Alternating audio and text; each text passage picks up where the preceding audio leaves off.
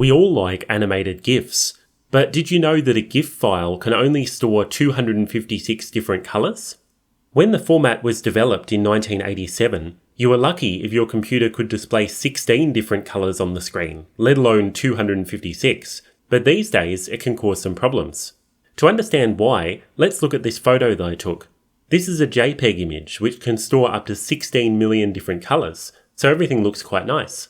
Now I'm going to convert it to a GIF and whoops, look at that. We have some weird artefacts on the sky.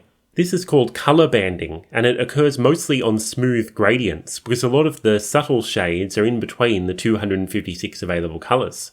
So let's go back to the original, and now I'm going to convert this image to a GIF again, and hey, the sky looks much better this time. In this version, I used an algorithm called Floyd-Steinberg dithering.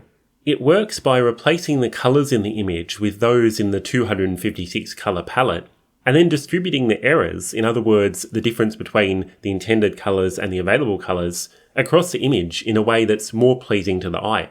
To get a better idea of how Floyd-Steinberg works, we'll look at a gradient from a colour picker.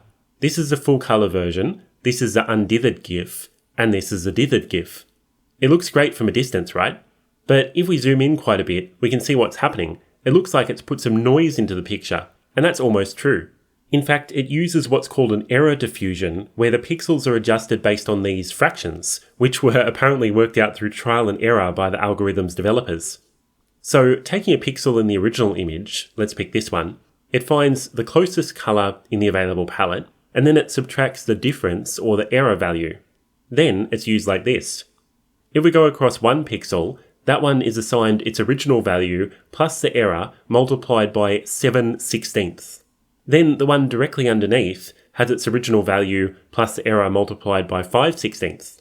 If we go back one pixel and down one, that one has a weighted error of 3/16. And the pixel that's across one and down one has the smallest weighted error of 1/16. Now if we compare dithered and undithered, you can see how it spreads out the errors, and instead of these hard edges, we get a much more pleasing effect. Well, that was how dithering works in images. I hope you enjoyed it. Please like and subscribe for more.